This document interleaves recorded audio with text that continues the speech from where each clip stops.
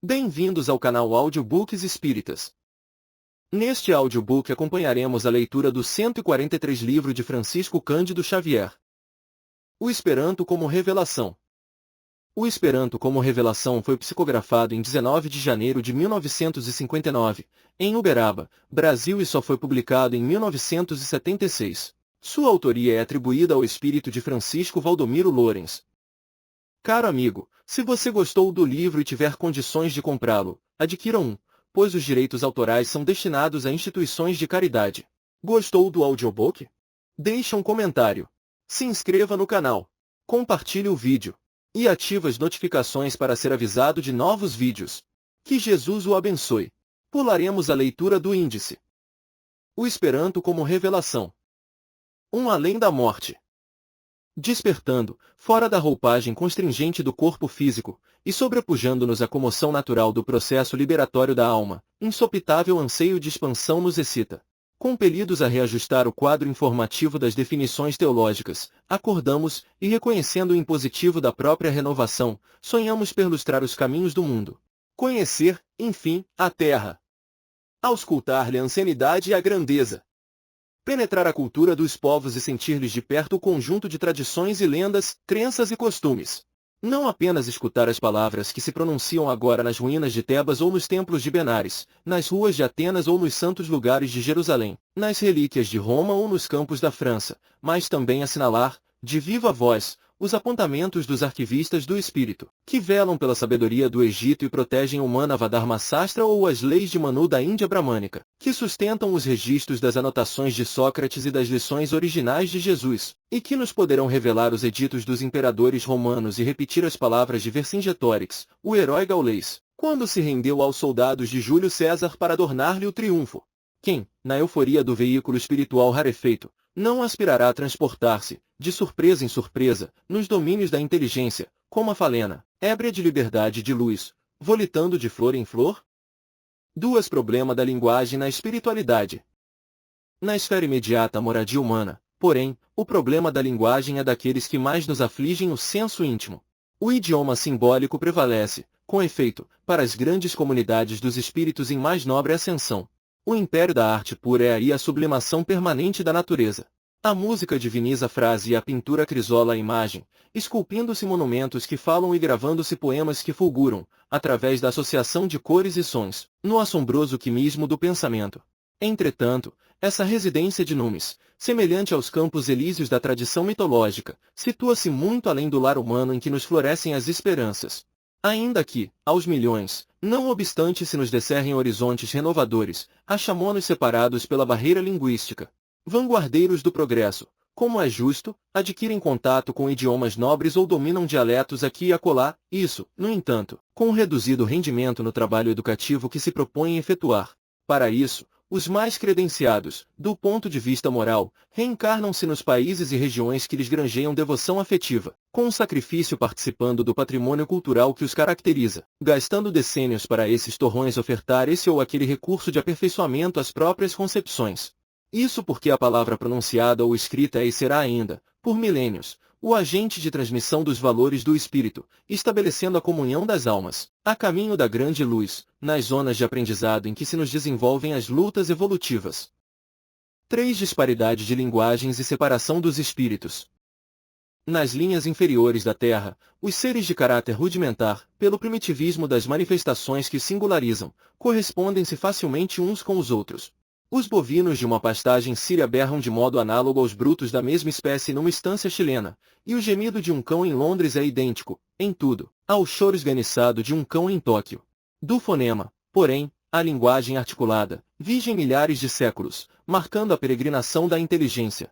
Se o animal, diante do homem, está limitado no cubículo da interjeição, o homem, perante o anjo, ainda está preso ao cárcere verbalístico. Por essa razão, entre as criaturas encarnadas e entre as criaturas desencarnadas, apesar da reflexão mental inconteste, a linguagem é veículo ao plasma criador do pensamento, estendendo ou enquistando, conforme o raio de ação em que se demarca. As conquistas de um povo estão, desse modo, encerradas com ele, em seu mundo idiomático, retardando-se, indefinidamente, a permuta providencial que faria das nações mais cultas mentoras diretas das que respiram na retaguarda. A face disso, O Oriente e o Ocidente sempre nutriram entre si profundas antinomias e raças diversas se digladiam, desde longevas civilizações, restritas à faixa das ideias que lhes são próprias, cristalizadas na hegemonia política ou religiosa, mantendo guerras periódicas de perseguições e extermínio, em que largas possibilidades de tempo são sacrificadas ao deserto do afastamento, no qual a ignorância se converte em perigoso verdugo, embora os princípios redentores, formulados pelos pioneiros da evolução, convocando as pátrias terrestres ao aprimoramento e à fraternidade, repousem nas bibliotecas preciosas e bolorentas, à feição de mortos ilustres. 4. Necessidade de uma língua internacional. Urgia, desse modo, não apenas para o ajuste de humanas cogitações, a criação de uma língua auxiliar que interligasse os territórios do espírito, um sistema de comunhão que exonerasse os lidadores do avanço intelectual de maiores entraves para o acesso aos tipos mais altos de cultura. Ansiavam milhões de almas pela libertação das algemas linguísticas que lhes mumificavam as expressões. Espíritos habilitados a voos amplos, nos céus da ciência e da arte, da instrução e da indústria, restringiam-se aos preceitos e ritos mentais dos tratos de gleba em que agiam ou renasciam, sufocados no círculo angusto de parco vocabulário, quais pássaros de majestoso poder, aprisionados na férrea gaiola da incipiência. Grandes comunidades imperiais, quais a Rússia e a Grã-Bretanha, mostravam-se divididas por línguas várias e múltiplos dialetos, afigurando-se como corpos gigantescos em que o sangue mental circulasse deficiente. E além da paisagem propriamente terrestre, as criaturas libertas do carro físico, se excepcionalmente evoluídas, no intervalo das reencarnações necessárias, via de regra não conseguiam transcender a fronteira de realizações dos grupos raciais a que se viam jungidas. Inteligências dos conjuntos asiáticos, africanos, ameríndios, latinos, eslavos, saxonios e de outros agrupamentos permutavam aquisições, imulando cabedais insubstituíveis de tempo.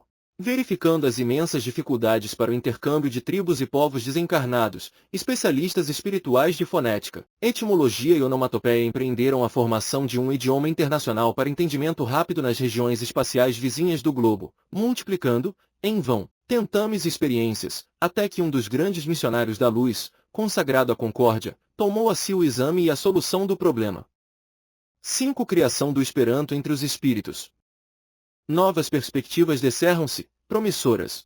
Cercando-se de assessores eficientes, o construtor da unificação iniciou dilatados estudos, e conjugando as mais conhecidas raízes idiomáticas de vários povos, concretizou, em quase meio século de trabalho, a sublime realização.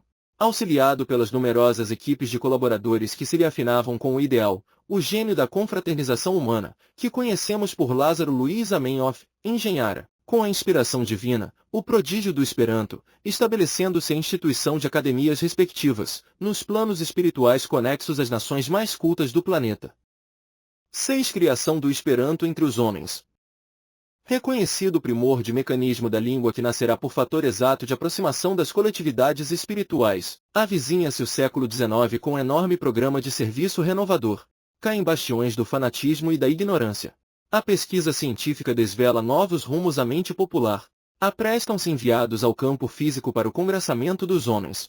O barco de Fulton, a locomotiva de Stephenson, o telégrafo elétrico de Morse, o aparelho de Bell, as fotografias animadas dos irmãos Lumière, a linotipo de Mergenthaler e as ondas de Hertz prenunciam o submarino e o transatlântico, o automóvel moderno e o avião, o cinema e a grande imprensa, o telefone, a radiofonia e a televisão da atualidade. As profecias de Maxwell desbravam caminhos para as ciências atômicas. No cenário de resplendentes promessas, Allan Kardec, na missão de codificador do Espiritismo, desvenda novos continentes de luz ao espírito humano, operando a revivescência do cristianismo. E, tão logo se lhe derramam na terra as claridades do primeiro livro revelador, em 1857, decide-se a reencarnação do grande mensageiro da fraternidade. Corporifica-se Zamenhof, em 1859, num lar da Polônia, então associada ao Império Moscovita, cujos povos congregados falavam e escreviam em quase 200 línguas diversas. Retomando gradualmente as potencialidades que o enriqueciam na esfera superior, Sentese amparado pelos mesmos amigos que o ajudaram na constituição do idioma internacional. E, ante as farpas da crítica e sob os latejos da ingratidão, atormentado, incompreendido pela maioria dos contemporâneos, ferido por muitos e apedrejado em seus sentimentos mais caros, recompõe o Esperanto para os povos terrestres, encetando nova estrada para a unificação mundial. 7. Contribuição na difusão do Esperanto.